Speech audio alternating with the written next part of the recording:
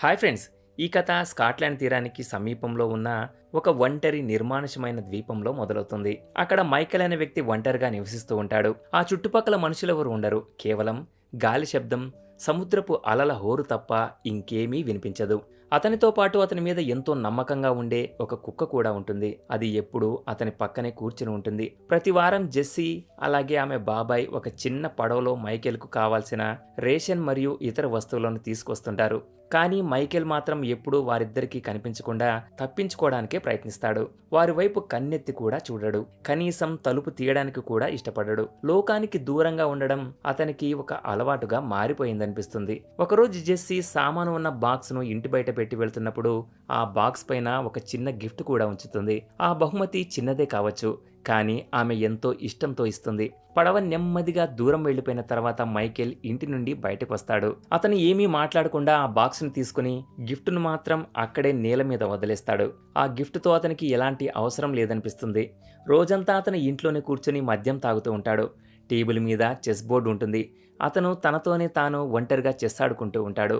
మరుసటి వారం జెస్సీ ధైర్యం చేసి ఈసారి కేవలం సామాను బాక్స్ పెట్టి వెళ్ళిపోకుండా తలుపు తడుతుంది. మైకేల్ కోపంగా తలుపు తీస్తాడు. ఆ బాక్స్ను అందుకుని వెంటనే తలుపు వేయబోతుంటే జెస్సీ తన కాలును తలుపుకు అడ్డంగా పెడుతుంది. ఆమె మళ్ళీ ఆ బహుమతిని అతని వైపు చూపిస్తూ, మీరెప్పుడూ హలో అని కూడా ఎందుకు చెప్పరు? ఎప్పుడూ మాకు ఎందుకు దూరంగా ఉంటారు అని అడుగుతుంది. మైకేల్ దానికి ఏ సమాధానం ఇవ్వడు. అతను జెస్సీ కాలును బలంగా పక్కకు నెట్టి తలుపు వేసేస్తాడు. జెస్సీ గట్టిగా నేనేం నిన్ను చూసి భయపడ్డం లేదు అని చెప్పి తిరిగి తన పడవ వైపు వెళ్ళిపోతుంది. ఆ గిఫ్ట్ మళ్ళీ తలుపు ముందే పడి ఉంటుంది. పడవలో ఉన్న జెస్సీ బాబాయ్కి వాతావరణ హెచ్చరిక అందుతుంది. భారీ తుఫాను రాబోతుంది. ఆకాశం నెమ్మదిగా నల్లగా మారుతుంది. గాలి వేగంగా వీయడం మొదలవుతుంది. సముద్రపు అలలు ఇప్పుడు చాలా ప్రమాదకరంగా మారుతున్నాయి. జెస్సీ ఎంతో కష్టపడి తన చిన్న పడవ ఎక్కి దానిని నడపడానికి ప్రయత్నిస్తుంది. కానీ అలల తాకిడికి ఆమె పడవ తెడ్డు నీటిలో పడిపోతుంది. ఆమె బాబాయ్ ఆ తెడ్డును పట్టుకోవడానికి ప్రయత్నిస్తాడు. కానీ ఆ అలల ఉధృతికి వారి పడవ పూర్తిగా తిరగబడిపోతుంది. ద్వీపంలో ఉన్న మైకేల్ కుక్క కిటికీ దగ్గర నిలబడి ఏడుస్తున్నట్లుగా అరుస్తూ ఉంటుంది. అప్పుడు మైకేల్ దృష్టి బయటకు చూస్తుంది. సముద్రంలో ఏదో ప్రమాదం జరుగుతోందని గమనిస్తాడు. అతను వెంటనే బయటకు పరిగెడతాడు. పరిగెత్తే క్రమంలో పొరపాటున ఆ గిఫ్ట్ ను కాలుతో తన్నేస్తాడు. తర్వాత అతను తన పడవ ఎక్కి ఒక స్లైడ్ లాంటి మార్గం ద్వారా నీటిలోకి జారి ఇంజన్ స్టార్ట్ చేసి ఫుల్ స్పీడ్తో ముందుకు వెళ్తాడు. జెస్సీ నీటిపైకి వచ్చే ప్రయత్నం చేస్తుంది, కానీ ఆమె కాలు ఒక వలలో చిక్కుకుపోతుంది. ఆమె ఈదలేకపోతుంది. ఊవెత్తున లేస్తున్న అలలు ఆమెను మళ్లీ నీటి అడుగుకు నెట్టివేయడంతో ఆమె స్పృహ కోల్పోతుంది. మైకేల్ ఏమాత్రం ఆలోచించకుండా సముద్రంలోకి దూకుతాడు. అతను ఆ వలను పట్టుకుని విడదీసి చిక్కుముడులను తొలగించి జెస్సీని కాపాడతాడు. అతను జెస్సీ బాబాయ్ను కూడా కాపాడాలని చూస్తాడు, కానీ అప్పటికే చాలా ఆలస్యమైపోతుంది. మైకేల్ జెస్సీని తన పడవలోకి తీసుకొస్తాడు. ఆమెకు వెంటనే సిపిఆర్ చేస్తాడు. చాలాసేపు ప్రయత్నించిన తర్వాత జెస్సీ మళ్ళీ శ్వాస తీసుకోవడం మొదలు పెడుతుంది. సాయంత్రం మైకేల్ బెడ్ మీద జెస్సీకి స్పృహ వస్తుంది. ఆమె కళ్ళు తెరవగానే తన బాబాయ్ గురించి అడుగుతుంది. మైకేల్ నెమ్మదిగా నిజం చెప్తాడు. అది వినగానే జెస్సీ ఏడవడం మొదలు పెడుతుంది. రోజంతా ఆమె బెడ్ మీద పడుకునే ఉంటుంది. మైకేల్ సైలెంట్ గా సోఫాలో పడుకుంటాడు. ఉదయం మైకేల్ ఆమె కాలును పరీక్షించగా అది వాచిపోయి వలవల్ల తెగిపోయి ఉంటుంది. నువ్వు పోలీసులకు ఫోన్ ఎందుకు చేయలేదు? నేను ఇక్కడ ఉన్నానని ఎవరికైనా తెలుసా అని జెస్సీ అడుగుతుంది. మైకేల్ మాత్రం విశ్రాంతి తీసుకో అని మాత్రమే చెప్తాడు. మైకేల్ నీళ్లు తీసుకురావడానికి వెళ్ళినప్పుడు జెస్సీ ఒక్కసారిగా కోపంతో నాకు ఈ దీవి నుండి మా ఇంటికి వెళ్లాలని ఉంది అని అరుస్తుంది. తన కుటుంబం తన కోసం వెతుకుతూ ఉంటుందని చెప్తుంది. కానీ మైకేల్కి మాత్రం ఆ అమ్మాయి తల్లి చనిపోయిందని, తండ్రి ఎప్పుడూ కలవలేదని తెలుసు. అందుకే నీకు ఏ కుటుంబం లేదు అని చెప్తాడు. మైకేల్ బయటకు వెళుతున్నప్పుడు జెస్సీ బెడ్ దిగి అతని డెస్క్లో ఏదో వెతకడం మొదలు పెడుతుంది. అక్కడ ఆమెకు ఒక కత్తి దొరుకుతుంది. మైకేల్ అడుగుల శబ్దం వినిపించగానే ఆమె వెంటనే బెడ్ మీదకు వచ్చి ఆ కత్తిని తలగడ కింద దాచేస్తుంది. రాత్రి జెస్సీకి ఒక పీడకల వస్తుంది. ఆమె భయంతో అరుస్తూ ఉంటుంది. మైకేల్ ఆమెను పరీక్షించడానికి వెళ్ళి ముట్టుకోగానే ఆమె ఒక్కసారిగా లేచి కత్తిని అతని వైపు గురిపెడుతుంది. మైకేల్ ప్రశాంతంగా అది కేవలం కల మాత్రమే అని చెప్తాడు. ఆ తర్వాత అతను ఆ కత్తిని ఎలా సరిగ్గా పట్టుకోవాలో, ఎలా ఉపయోగించాలో అనేది ఆమెకు నేర్పిస్తాడు. రోజులు గడుస్తున్నాయి. మైకేల్ ఆమెను ఎంతో జాగ్రత్తగా చూసుకుంటూ ఉంటాడు. ఆమెను బాత్రూమ్ వరకు ఎత్తుకుని వెళ్తాడు. వంట చేసి పెడతాడు. మందులు ఇస్తాడు. అలాగే ఆమె గాయాలను శుభ్రం చేస్తాడు. మెల్లమెల్లగా జెస్సీ బయట నడవడం, ఆ కుక్కతో సమయం గడపడం మొదలుపెడుతుంది. ఇది చూసి మైకేల్ సంతోషిస్తాడు. ఒక మధ్యాహ్నం జెస్సీ, మా బాబాయ్ నీకు ఎలా తెలుసు అని అడుగుతుంది. తామిద్దరం సైన్యంలో కలిసి పనిచేశామని మైకేల్ చెప్తాడు. అప్పుడు జెస్సీకి తన ముందున్న వ్యక్తి పేరు కూడా తెలియదని అర్థమవుతుంది. కానీ మైకేల్ తన పేరు చెప్పడానికి నిరాకరిస్తాడు. ఆ తర్వాత జెస్సీ కుక్క పేరు అడుగుతుంది. కానీ మైకేల్ దానికి కూడా ఏ పేరు లేదని చెప్తాడు. దాంతో జెస్సీ ఆ కుక్కకు జాక్ అని పేరు పెడుతుంది. తర్వాత జెస్సీ అక్కడున్న చెస్ బోర్డును చూసి, నువ్వు ఈజీగా ఓడిపోతావు, ఏనుగు తప్పుడు ప్లేస్లో ఉంది అని చెప్తుంది. మైకేల్ దానిని పెద్దగా పట్టించుకోకుండా ఆమె కాలును మళ్ళీ చూస్తాడు. కాలు ఇన్ఫెక్షన్ అయినట్లు గమనిస్తాడు. కానీ ఆమెను హాస్పిటల్కి తీసుకెళ్లడానికి నిరాకరించి కావాల్సిన వస్తువులు తానే తీసుకొస్తానని చెప్తాడు. మైకేల్ పడవలో మెయిన్ల్యాండ్కు వెళ్తాడు. అప్పుడు జెస్సీ అతని డెస్క్ మీద ఒక డ్రాయింగ్ను చూస్తుంది. మైకేల్, జెస్సీ అలాగే జాక్ల చిత్రాలు గీసి ఉంటాడు. ఆమె డ్రాయర్ తెరిచి చూడగా మైకేల్ తను ఇచ్చిన గిఫ్ట్ను విప్పి చూశాడని అర్థమవుతుంది. దాని లోపల ఒక స్నో గ్లోబ్ ఉంటుంది. అందులో ఒక లైట్ హౌస్ బొమ్మ ఉంటుంది. అది సరిగ్గా ద్వీపంలో ఉన్న లైట్ హౌస్ లాగే ఉంటుంది. అక్కడ లండన్లో ఒక ప్రభుత్వ సమావేశంలో మ్యానాఫోర్డ్ అనే వ్యక్తిని అధికారులు తిడతారు. అతను థియా అనే ఒక సర్వేలెన్స్ ప్రోగ్రాంను నడుపుతూ ఉంటాడు. ఈ థియా ప్రోగ్రాం యూకేలోని ప్రతి ఫోన్ మరియు కెమెరా నుండి డేటాను సేకరిస్తుంది. దీని ద్వారా తాము ఎన్నో దాడులను అడ్డుకున్నామని, ఎంతోమంది టెర్రరిస్టులను పట్టుకున్నామని మ్యానాఫోర్డ్ చెబుతాడు. తర్వాత అతను ప్రైమ్ మినిస్టర్ను కలుస్తాడు. ప్రైమ్ మినిస్టర్ రికార్డింగ్ను ఆపి ఒక డీల్ మాట్లాడతారు.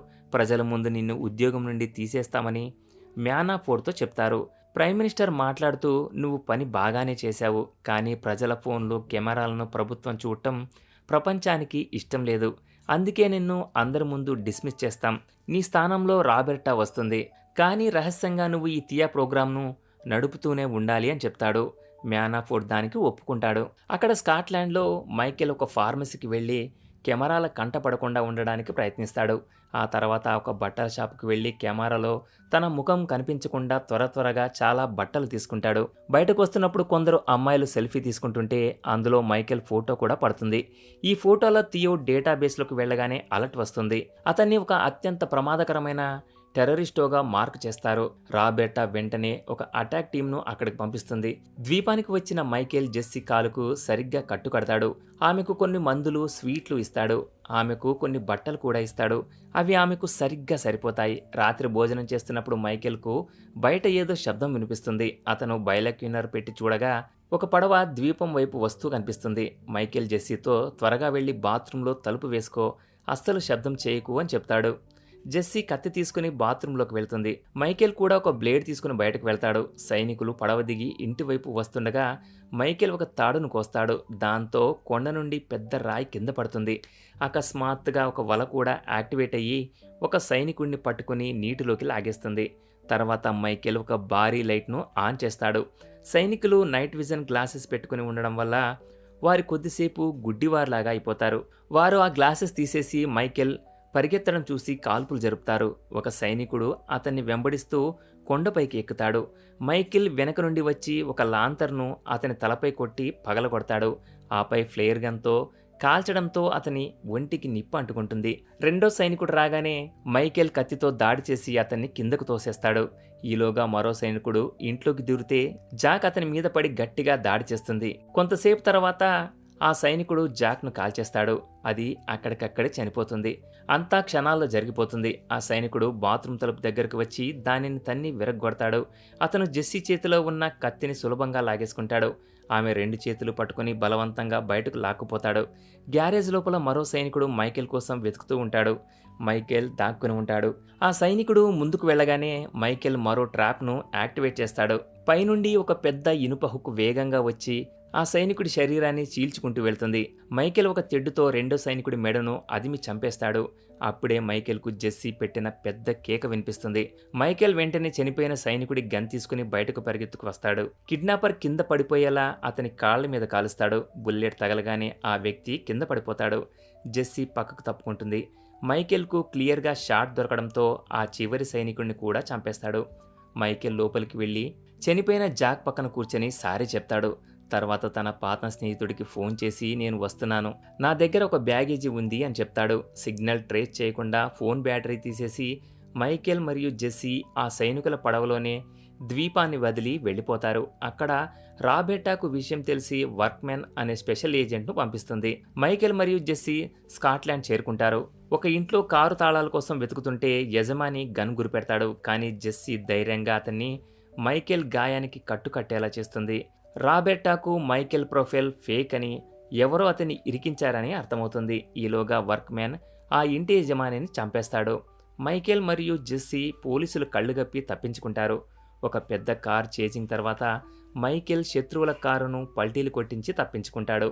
మైకేల్ బ్లాక్ కైట్స్ అనే సీక్రెట్ ప్రోగ్రామ్ ఏజెంట్ అని రాబర్టా తెలుసుకుంటుంది. మైకేల్, జెస్సీ ఒక చర్చిలో ఆర్థర్ అనే పాత స్నేహితుడిని కలుస్తారు. ఆర్థర్ మైకేల్ ఫోటోను సిస్టమ్ నుండి మార్చాడని తెలుస్తుంది. ఆర్థర్కి క్యాన్సర్ ఉండడంతో జెస్సీ అతన్ని కనిపెడుతుంది. వర్క్మెన్ మళ్ళీ దాడి చేస్తే మైకేల్ నెయిల్ గన్తో అతన్ని కొట్టి తప్పించుకుంటాడు.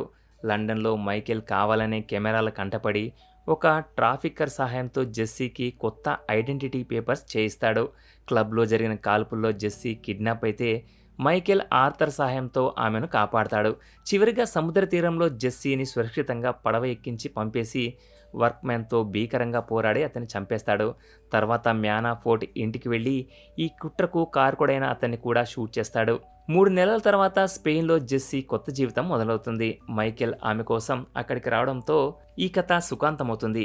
ఇది ఫ్రెండ్స్ ఇవాల్టి స్టోరీ. ఇలాంటి మరిన్ని ఇంట్రెస్టింగ్ స్టోరీల కోసం ఛానల్ని సబ్స్క్రైబ్ చేయండి. Thanks for watching.